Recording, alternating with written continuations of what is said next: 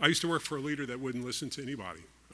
I was COO of the company, he was CEO. I go in and I say, hey, Dick, why don't we do this? So I get 2 sentences out, and he'd say, it doesn't work, it won't work. Well, why don't you let me get the next 3 sentences out, and then you can tell me it doesn't work. So I started writing him memos. And I'd write 2-page memos, and he'd have to read the whole thing because he's in his office and I'm not in front of him. He'd come in and say, boy, pretty good idea, let's get it done. So I kind of knew how to get around the issue of having him shut me down. I would write him memos. So when he left and I became CEO, I promised myself we would never, ever do that.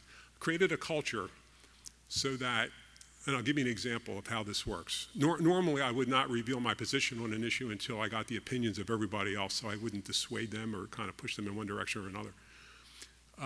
But occasionally I would say, well, I think we should go direction A or choose option A on a certain issue.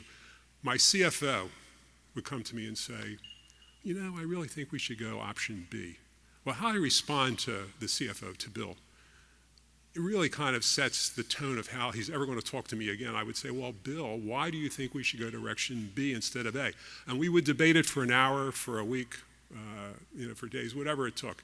And we would test one alternative versus the other. And at the end, 3 things would happen. I would say, thank you very much, Bill, but I think we should go direction A. And I would thank him for suggesting B, or I would say, you know, Bill, B is really better than A, we're going to go B. And then he feels good because he changed the mind of the CEO because we had a dialogue. Or more than 50% of the time, we would find direction C only because we debated A and B. And C would turn out to be many, many times better than A and B, and we would go with direction C. You know, that happened over 50% of the time, and we hardly ever made a mistake. And that's one of the reasons why we drove earnings from 14 to 43 million over 5 years. We talked about stuff. As equals, we talked about stuff. So when you have a bunch of folks talking about stuff who are very knowledgeable about the business or about the operation or about your organization, you may find C better than A and B only because you've debated it. And it's a very, very strong thing to do in terms of making people feel that they're part of the decision-making process and inclusive and generating great results.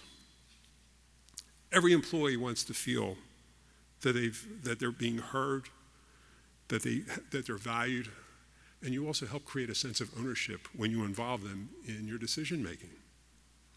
And so leaders who understand this and empower their employees to be active contributors will set themselves apart with better decision-making and higher employee retention.